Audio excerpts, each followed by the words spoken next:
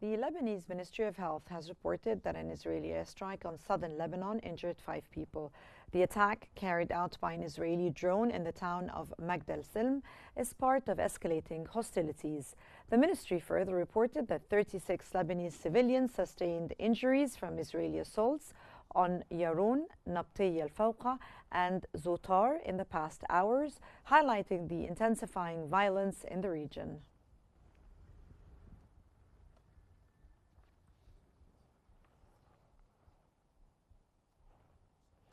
The director of the United Nations Agency for Palestinian Refugees in Lebanon, Dorothy Klaus, has said the agency had not been affected by U.S. President Donald Trump's halt to the U.S. foreign aid funding or by an Israeli ban on its operations. The U.S. funding to the UNRWA was suspended last year until March 2025 under a deal reached by the U.S. lawmakers. UNRWA provides aid, health, and education services to millions in the Palestinian territories and neighboring Arab countries of Syria, Lebanon, and Jordan. Leave while the investigation is.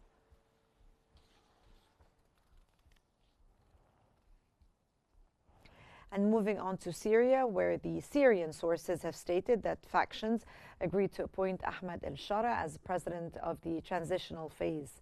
Delivering a speech today, al-Shara stated Syria's priorities are building a developmental, economic infrastructure and restoring its international and regional standing. He added this is Syria's duty to work on building and developing the Syrian state.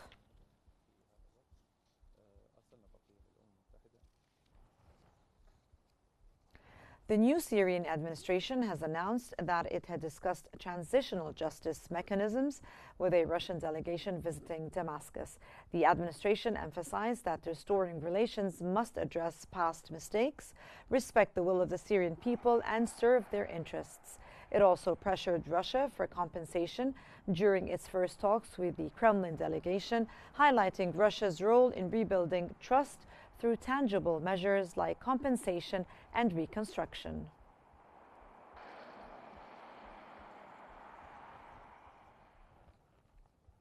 And during a visit to Damascus, the Russian and Syrian officials have agreed to strengthen cooperation based on friendship and mutual respect. The Russian Deputy Foreign Minister and President Putin's envoy to the Middle East, Mikhail Bogdanov, led the delegation, marking the first visit since Syria's leadership change. Discussions focused on Syria's sovereignty, reconstruction efforts, and internal political resolution. Both sides pledged continued dialogue to enhance bilateral relations, address foreign policy issues, and support Syria's post-crisis recovery.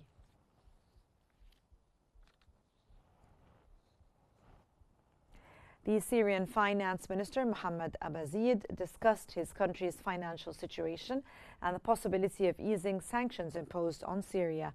Abazied met with the German Special Envoy to Syria, Bjorn German, and the European Union representative Michael Onmacht in Damascus just days after the European Union agreed on a roadmap to ease its sanctions on Syria.